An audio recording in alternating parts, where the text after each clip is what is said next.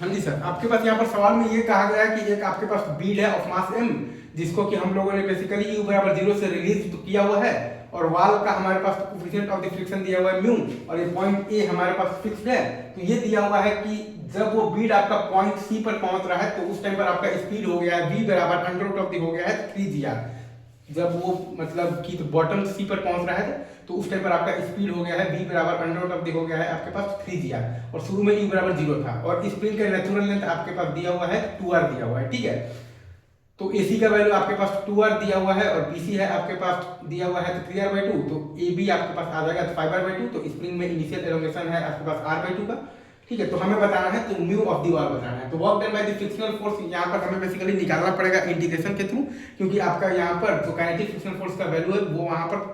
मतलब कि कांस्टेंट नहीं है, क्योंकि नॉर्मल रिएक्शन फोर्स आपका बेसिकली हर पॉइंट पर चेंज हो रहा है। तो इंटीग्रेशन से निकालेंगे तो इंटीग्रल फ्रॉम आ जाएगा हमारे पास 3r/2 से 0 इंटू आ जाएगा म्यू इंटू के into under root of the आ जाएगा आपके पास 4r² और प्लस y², और माइनस आ जाएगा आपके पास 2r इंटू आ जाएगा आपके पास जो cos थीटा का वैल्यू है आपके पास 2r by under root of the 4r² और प्लस आ जाएगा तो y² इंटू आ जाएगा आपके पास dy।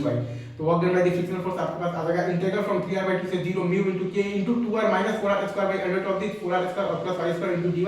तो work done by the frictional force आपके पास आ जाएगा म्यू इंटू के into 2r minus mu into के इंटू 4r,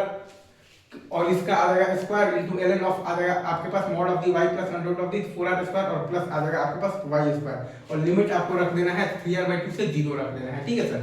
आई गेस आप ये चीज बहुत अच्छे से आप यहाँ पर आप ये चीज समझ रहे होंगे। तो work done by the frictional force आपके पास आ जाएगा माइनस म्यू इंटू के इंटू 2r इंटू आ जाएगा आपके पास 3r/2 और प्लस आ जाएगा आपके पास म्यू के 4r² इंटू ln2, और इसमें जब आप वैल्यू रख देंगे तो k का वैल्यू आप जब रख दीजिएगा 4mg/r, क्योंकि हमारे पास k का वैल्यू दिया हुआ है 4mg/r। तो work done by the frictional force आ जाएगा minus 12 μmgr plus 16 times μmgr ln2। Work done by the frictional force आ गया माइनस 12 μmgr और प्लस 16 टाइम्स μmgr ln2। तो अब आप लगा देंगे यहाँ पर तो वर्क एनर्जी लगा देंगे थ्योरम। तो work done by the gravity force है हमारे पास mg इंटू 3r/2 और प्लस, और work done by the spring force आता है हमारे पास हाफ इंटू के इंटू x इनिशियल का स्क्वायर माइनस x फाइनल का स्क्वायर। हमारे पास work done by the spring force आता है हाफ इंटू के इंटू x इनिशियल का स्क्वायर माइनस x फाइनल का स्क्वायर। तो हाफ इंटू आ जाएगा 4mg/r इंटू आ जाएगा x इनिशियल है हमारे पास r/2 का एलोंगेशन, और x फाइनल आपके पास स्प्रिंग नेचुरल लेंथ में आ गया तो 0 है। तो हाफ इंटू आपके पास k है आपके पास 4mg/r इंटू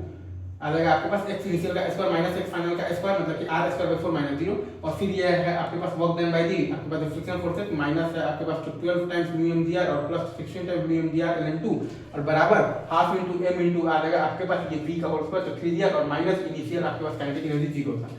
तो ये आप सॉल्व करेंगे तो म्यू का वैल्यू आपके पास आ जाएगा 1/8 इंटू आ जाएगा आपके पास 3 माइनस 4 टाइम्स ln2। म्यू बराबर आ जाएगा 1/8 इंटू 3 माइनस 4 ln2। बहुत अच्छा सवाल है ये, रेजोनेंस का HLP का सवाल है आपके power basically work power energy का। इंटीग्रेशन से work done by the kinetic frictional force निकालना, बाकी हमें work done by the gravity force पता है कि m into g into h initial minus h final होता है, और हमारे पास work done by the spring force भी पता है कि half into k into x initial का स्क्वायर माइनस h फाइनल का स्क्वायर होता है, और work done by the frictional force हमें यहाँ पर इंटीग्रेशन से निकालना पड़ेगा क्योंकि नॉर्मल रिएक्शन फोर्स आपका वेरी कर रहा है। बहुत ही अच्छा सवाल है, देख लीजिए शानदार सवाल है, और कोशिश कीजिए कि बिना सॉल्यूशन देखे आपसे अगर हो जाए तो बहुत ही अच्छा, ठीक है। चलिए।